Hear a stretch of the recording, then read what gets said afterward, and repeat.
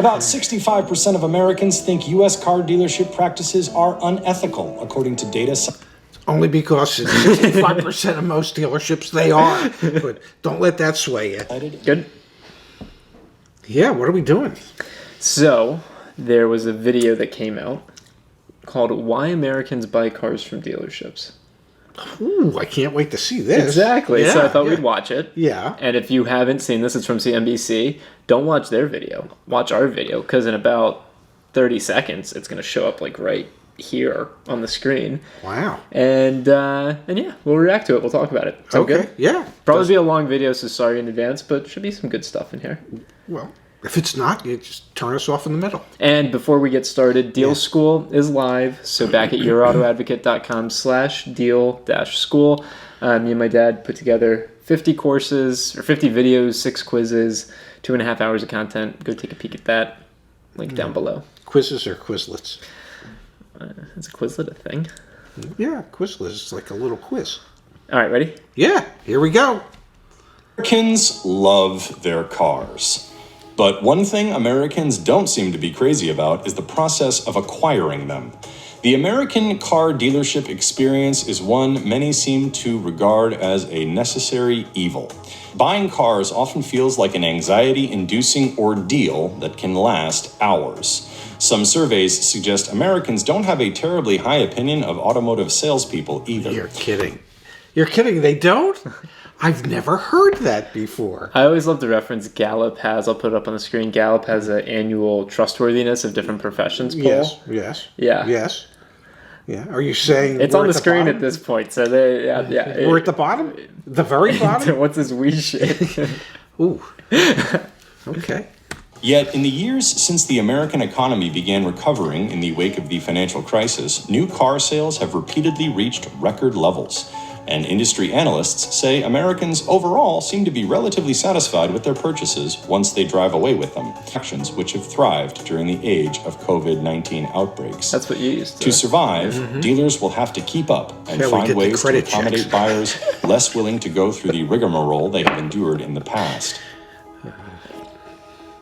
All right, let's get into it. Yeah. There are parts of America you can only scout if you come in here. Your International Harvester Dealer Showroom. The Rugged Scout 2 for $76 has great off-road handling and stows a lot of gear. It sure does. You can choose a 4-cylinder engine and selective 4-wheel drive. Come in for a test drive. Scout the America. I don't want to date you, but like, do you recognize that? Oh, wow. When is this from? That probably like the 70s? It was the 1976 Scout. That's what he said. Oh, that's what he said? The 76 Scout. Yeah. All you have to do is pay attention. I selectively listen. Okay, let's keep going. Yeah, that's been going on for 25 years, ladies. And reminder, you can always hit the space bar too. Yeah, I'm sure I could. Others pass by. In the U.S., the vast majority of automakers don't sell their cars directly to consumers.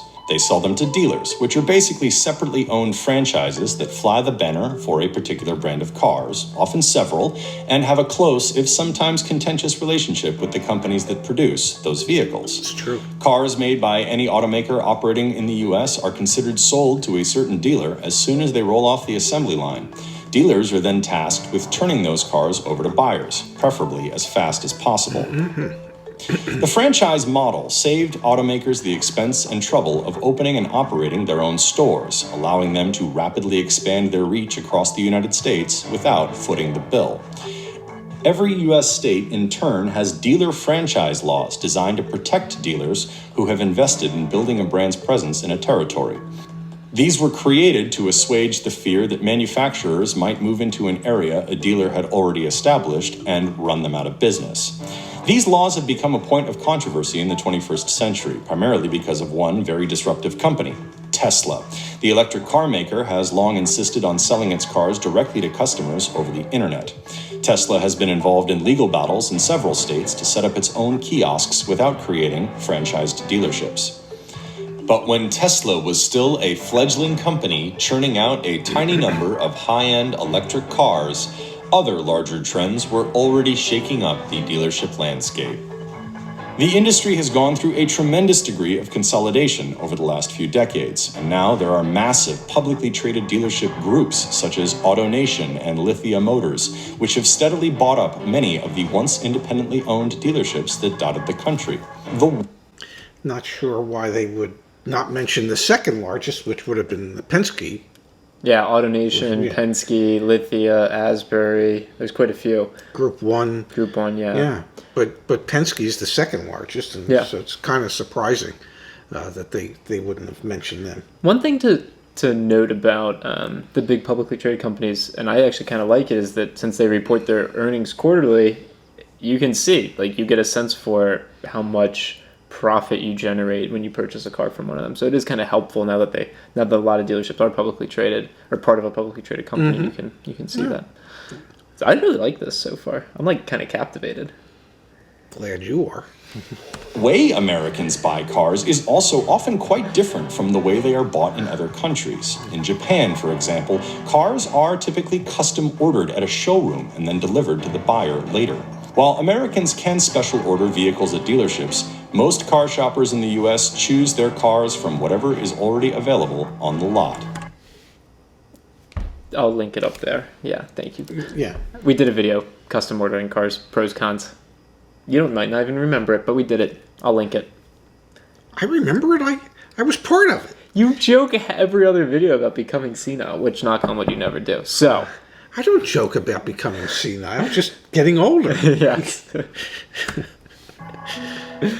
Hi, I'm Stacey Abrams, and I urgently need 557 more Democrats I'm sure in you your do. area Yeah, okay, to come demand on. vote by mail Skip. before the Of course, the dread that many consumers feel prior to a trip to the dealership has long been widely known.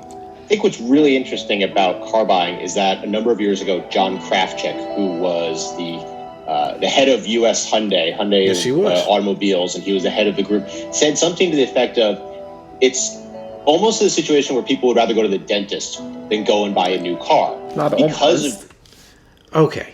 That line's been around Yeah. for the 43 years I've been in the car business. I petition that we credit my dad came up with that line. I didn't come up with it. I That'd be did good, not. yeah, But yeah. somebody probably came up with it. I don't know, 1910. Yeah. Whenever they first started selling cars, somebody said, "Jesus, it's easier to get in a root canal than it is actually buying one of these Model Ts." So, John Kraft, whatever great guy. Ran Hyundai, and then I think he went to True Car, and now he's with some electric manufacturer.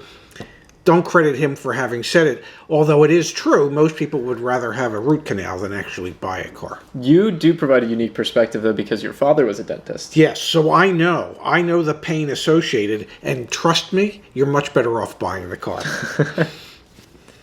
just how the consumer's almost beaten down into submission just to then give their money over to take home a product that they're then going to have to bring back to the dealer on a regular basis for service and repairs and such.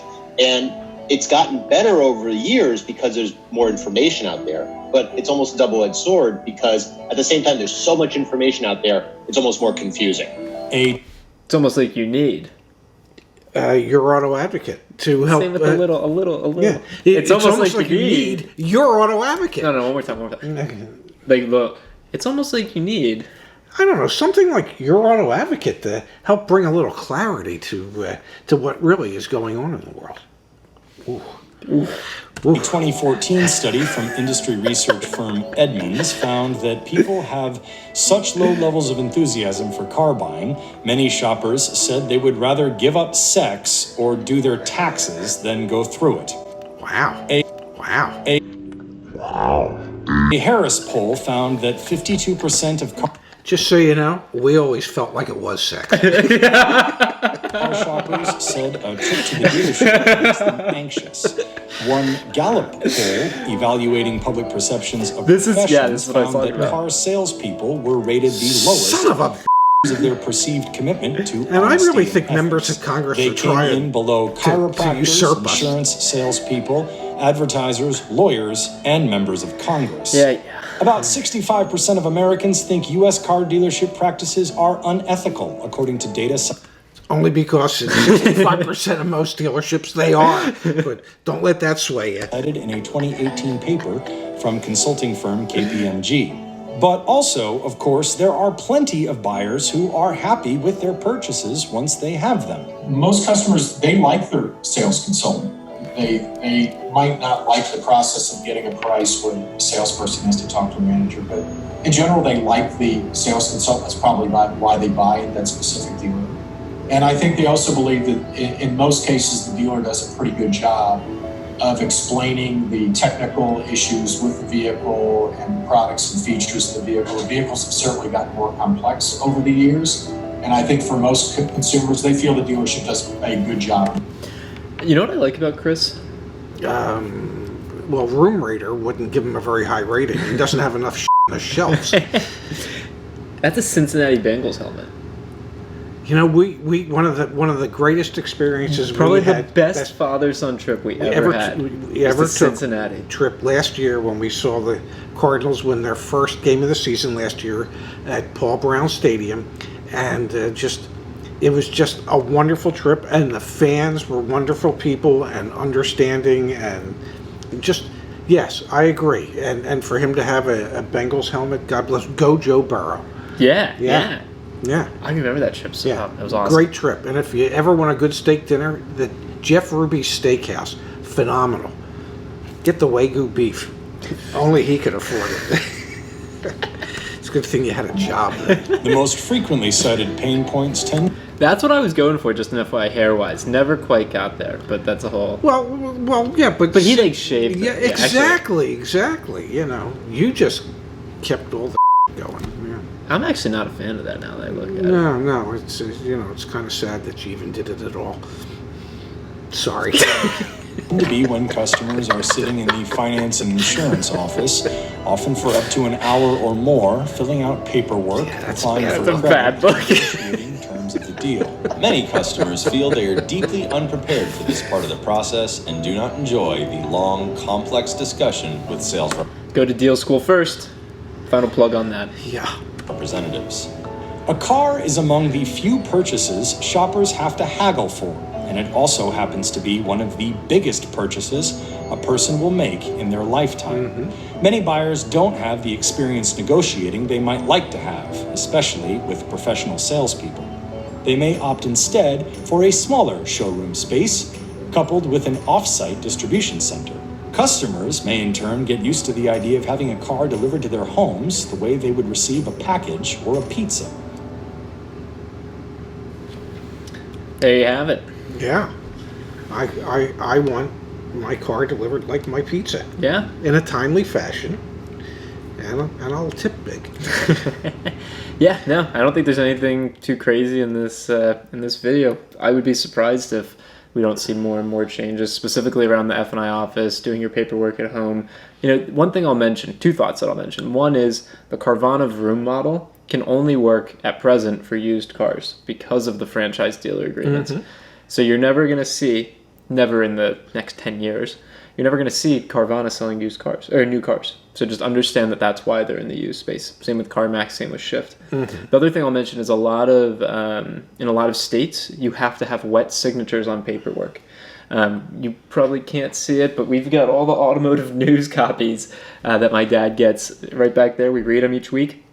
Okay, there's an article in there, and I'll take a photo of it and I'll put it up on the screen. It was this super innovative dealership that literally put a fax machine in a Ford Transit van and would drive to people's houses so that they could get into the transit van, sign the paperwork, and they could fax it back to the dealership. That was their innovation. And I laughed my butt off because I'm thinking to myself, this is the restriction that they face from moving digital, is that the state says, hey, you have to get a wet signature on this. That was their innovation. I'm going to drive a van that I've converted into a mini F&I office to people's homes, which is incredible, but also indicative of kind of the hurdles that dealerships face in moving forward. Well, I know when I did my lease in December for my current Mini, everything was done on an Apple tablet. Yeah. Yeah, on an iPad, yeah. Yeah, an iPad, yeah. Yeah. It's the future. Yeah, you can just, you just move your finger and it's, I never knew that was a pen, but it is. And, the signatures don't look anything like your signature, but that's besides the point. It's good enough for those involved. For many financial services. Apparently, BMW yeah. Financial Yeah, Services. yeah. All right, well, thanks for watching that with me, Dad. I enjoyed that. Yeah, me too. Thank you for surprising me. Yes, sir. Anytime.